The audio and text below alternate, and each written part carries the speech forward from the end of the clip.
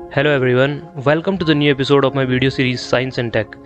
आज की वीडियो में हम डिस्कस करने वाले हैं प्लांट किंगडम के बारे में। इसके अंदर हम डिस्कस करेंगे थैलोफाइटा, ब्रायोफाइटा, पैटेरिडोफाइटा, जिम्नोस्पर्म और एंजियोस्पर्म के बारे में। शुरू करते हैं मेरे आज की वीडियो। मेरा नाम है अनंत और आप देख रहे हैं ई गुरुकुल एनसीईआरटी स्टफ। जब भी लिविंग ऑर्गेनिज्म के क्लासिफिकेशन की बात आती है तो रॉबर्ट विटेकर का नाम सामने आता है। बेसिकली रॉबर्ट विटेकर ने लिविंग ऑर्गेनिज्म को 5 ब्रॉड कैटेगरीज में डिवाइड किया था, जो कि है हमारी Monera, protista, fungi, Plantae and animalia. जब हम प्लांटी किंगडम के बारे में बात करते हैं तो ये सारे लैंड प्लांट्स को इंक्लूड करता है, moss, fern, conifers, flowering plants और so on. Plant multi cellular और यूकैरियोटिक होते हैं, उनमें सेल वॉल पाई जाती है। प्लांट ऑटोट्रॉप्स होते हैं, दैट इज वो अपना खाना खुद बनाते हैं फोटोसिंथेसिस की हेल्प से, क्लोरोफिल को यूज करके। प्लांट किंगडम को सब ग्रुप्स में फर्दर क्लासिफाइड किया जाता है प्लांट बॉडी की बेसिस पे, वेस्कुलर सिस्टम के बेसिस पे और सीड फॉर्मेशन के बेसिस पे। प्लांट बॉडी में ये चेक किया जाता है कि बॉडी का वेल डिफरेंशिएटेड स्ट्रक्चर है या नहीं। वेस्कुलर सिस्टम, क्या प्लांट में सब्सटेंसेस के ट्रांसपोर्टेशन के लिए वेस्कुलर सिस्टम है या नहीं। सीड फॉर्मेशन, क्या प्लांट फ्लावर और सीड को बेयर करता है या नहीं। अगर करता है तो क्या ये सीड्स फ्रूट के अंदर एनक्लोज्ड हैं या नहीं। अब मैं आपको एक फ्लो चार्ट की हेल्प से ये समझाने की कोशिश करता हूँ। सबसे पहले प्लांट को क्लासिफाई किया जाता है उसकी बॉडी की बेसिस पे। जिन प्लांट्स की डिफरेंशिएटेड प्लांट बॉडी नहीं होती उन्हें थैलोफाइटा कहा जाता है। दूसरी तरफ जिनकी डिफरेंशिएटेड प्लांट बॉडी होती है उनको फर्दर क्लासिफाइड किया जाता है वेस्कुलर टिश्यू के बेसिस पे। विदाउट स्पेसिफाइड वेस्कुलर टिश्यू वाले प्लांट को ब्रायोफाइटा की कैटेगरी में रखा जाता है, और जिसके अंदर वेस्कुलर टिश्यू प्रेजेंट होता है उन्हें फर्दर क्लासिफाइड किया जाता है सीड प्रोडक्शन के बेसिस पे।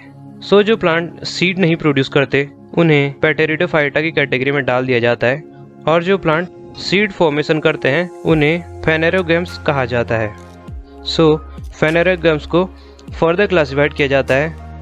जो प्लांट नेकेड सीड्स को बेयर करते हैं उन्हें जिम्नोस्पर्म कहा जाता है, और जो सीड्स प्लांट्स के अंदर होते हैं उन्हें एंजियोस्पर्म कहा जाता है। एंजियोस्पर्म को फर्दर क्लासिफाई किया जाता है। जो सीड्स 2 कोटिलेडन के साथ होते हैं उन्हें डाइकॉट कहते हैं, और जो सीड्स 1 कोटिलेडन के साथ होते हैं उन्हें मोनोकॉट्स कहा जाता है। जैसा कि आपने ऊपर देखा, प्लांट किंगडम को 5 कैटेगरीज में डिवाइड किया जाता है।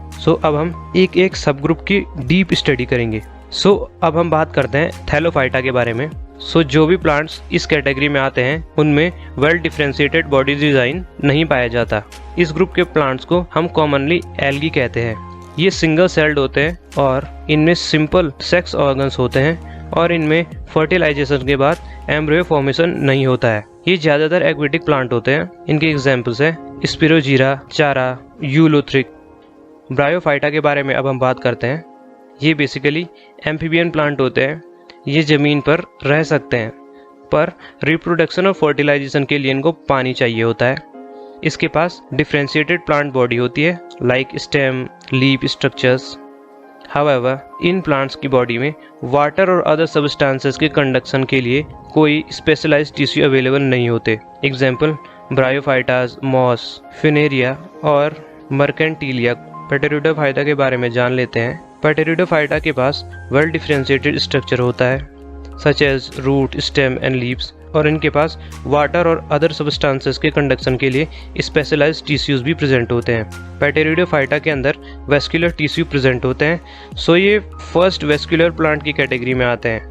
इनके पास न ही फ्लावर हैं न सीड हैं, इसलिए ये जिम्नोस्पर्म और एंजियोस्पर्म से डिफ्रेंशिएट करते हैं। Example ferns, horsetail, Marsilea. Gymnosperm, इन्हें जिम्नोस्पर्म इसलिए कहा जाता है क्योंकि इनमें नेकेड सीड पाए जाते हैं, और इसलिए ये पैटेरिडोफाइटा से सुपीरियर भी होते हैं क्योंकि ये सीड बियरिंग प्लांट होते हैं। जिम्नोस्पर्म के अंदर हमें वेल डिफरेंशिएटेड प्लांट बॉडी देखने को मिलती है, वेस्कुलर सिस्टम देखने को मिलता है, और ये सीड भी बियर करते हैं। एग्जाम्पल पाइन्स, देवदार। Generally gymnosperm are woody trees, shrubs और क्लाइंबर्स। कुछ इनमें जीरोफाइट्स भी होते हैं, मीनिंग ये प्लांट विदाउट वाटर भी सर्वाइव करते हैं।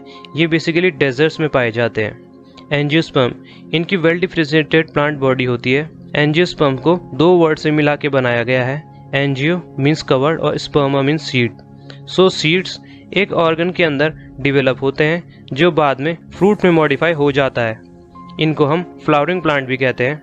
इनके एग्जाम्पल है mango tree, pomegranate plant. Plant embryo seed के अंदर होता है। इसके स्ट्रक्चर को कॉटिलेडन्स कहा जाता है। कॉटिलेडन्स को सीड लीव्स कहते हैं क्योंकि जब सीड्स जर्मिनेट होते हैं तो many instances they emerge and become green. So cotyledons seed के अंदर प्री डिजाइन प्लांट को रिप्रेजेंट करता है। एंजियोस्पर्म कॉटिलेडन्स के बेसिस पे 2 पार्ट में डिवाइड होते हैं, monocots having single cotyledon and dicot having 2 cotyledons.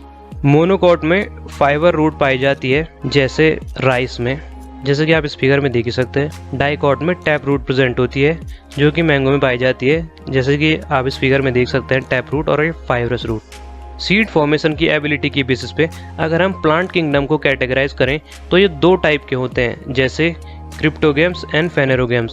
पहले क्रिप्टोगेम्स की बात कर देते हैं। इसमें हिडन रिप्रोडक्टिव ऑर्गन प्रेजेंट होते हैं और ये सीड प्रोड्यूस नहीं करते हैं। इनमें नेकेड एम्ब्रियोज होते हैं जिनको हम स्पोर्स कहते हैं। सारे थैलोफाइटा, ब्रायोफाइटा और पेटेरिडोफाइटा क्रिप्टोगेम्स के एग्जाम्पल हैं। फेनेरोगेम्स के बारे में बात करते हैं।